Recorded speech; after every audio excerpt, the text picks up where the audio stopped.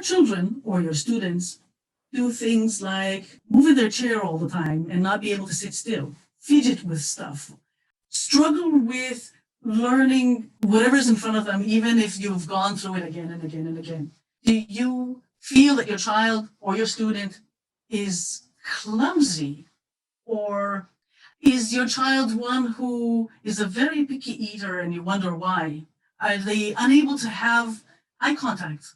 And you ask yourself, are they avoiding me? Is it a behavioral thing? Or is there something about how their eyes are working that makes that happen?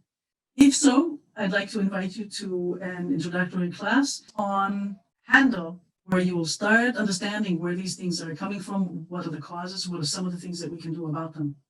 Handle stands for Holistic Approach to Neurodevelopment and Learning Efficiency. What it is a tremendously gentle approach trying to figure out what are the underlying causes for learning and attention issues, for sensory issues, for quirks and strange behaviors.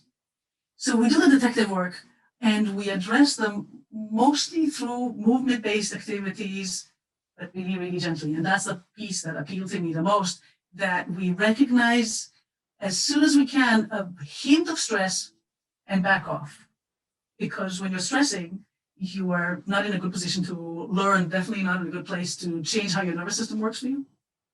One of the focuses of my adult work was natural vision improvement, because both of my children were born with cataracts and had to support their eyesight. So I delved in that for 15 years. But my son is also on the autism spectrum. So I started looking for what else I can do to help him out. And this one area that appealed to me very much, Handle modality, which I teach, is one of those tools that was particularly helpful for my son, who is now 31 and doing so much better than I expected. I did not expect when he was 14 that he would be driving a car, managing his social life, balancing his checkbook, holding on to a job or two, working full time.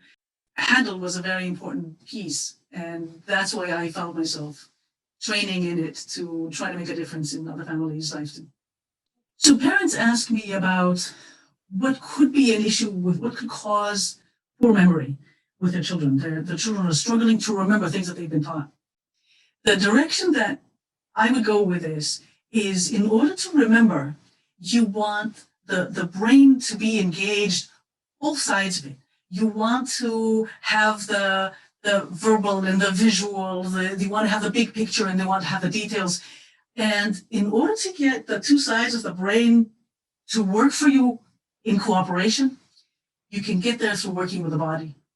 When we work with both sides of the body in a rhythmic, organized movement, then it has to engage the two sides of the brain, because each side of the brain is responsible for the movement in the opposite side of the body.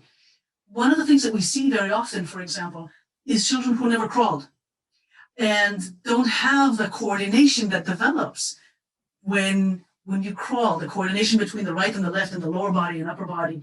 So we may take them through activities that simulate crawling. We may take them through other activities that involve rhythmic, organized movement of the two sides of the body. And that often translates to improved memory. You will walk away with tools that you can use at home or in your classroom today.